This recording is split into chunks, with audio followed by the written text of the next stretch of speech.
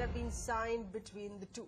Well, Sri Lanka will allow Trincomalee port as a joint development project with India after China being engaged in developing of a port there in Hambantota. Yes, this being a strong sign effectively being sent to China. The port is crucial for India there as the Indian Oil Corporation depot is located there and has a large storage facility. We're going to be getting in further inputs here on this, in this decision that has been taken between the two countries. Remember, China has been all along very crucially involved with multiple development projects, particularly on the port area there for Sri Lanka. In that sign that has come in that message with what has been decided in this particular meet, an MOU signed between India and Sri Lanka, wherein which Sri Lanka is going to be allowing India here to develop as a joint development project there of the Trincomalee port. Well, let's go across to our Foreign Affairs editor, Geeta Mohan, joining us with further updates. Geeta, talk us through the latest that's coming in. MOUs there being signed between India as well as Sri Lanka. Huge boost for economic ties between the countries. Well, that's right. A huge boost for India and Sri Lanka when it comes to economic cooperation. There is one major mega economic cooperation MOU that has been signed. There are going. All right, we'll try and connect with Geeta in just a couple of moments there, losing the line, but that's the big deal we're talking of between India and Sri Lanka right now to boost economic ties. The Sri Lankan Prime Minister here on a 5-day visit. And he has signed this major deal in port, looking at the fact that how this Trincomalee port, this is an oil storage facility, has the Indian Oil Corporation depot also located nearby. A mega deal there being signed between India and Sri Lanka. Our colleague Rishabh Gulati joining us with further perspective and details. Please go ahead, Rishabh. Almost innocuously in the midst of the big political battles that has been taking place in Delhi.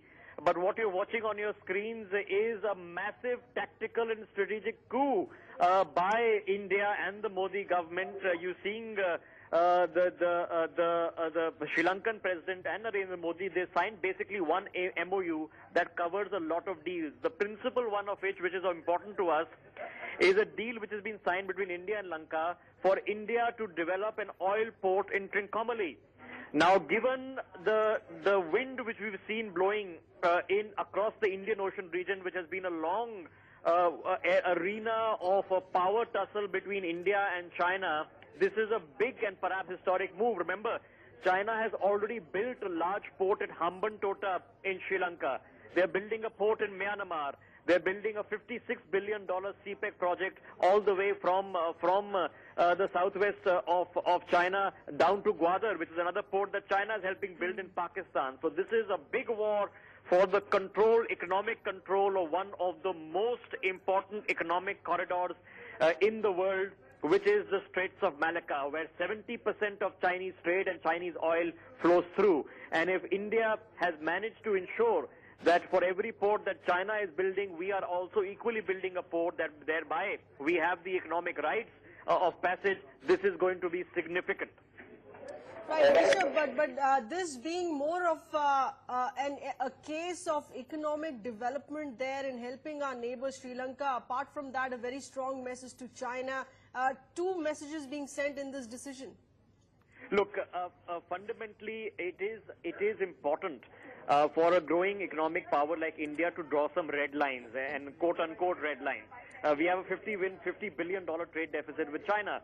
We have drawn that red line in Arunachal by ensuring that the Dalai Lama's visit there goes unhindered. Just yesterday, there were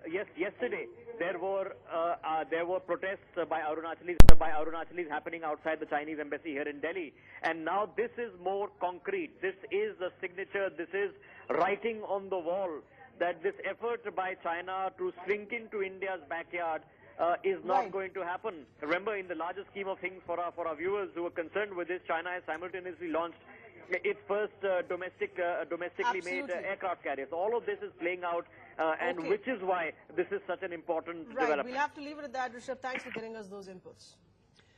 And with that, we're shifting our focus to other stories making headlines.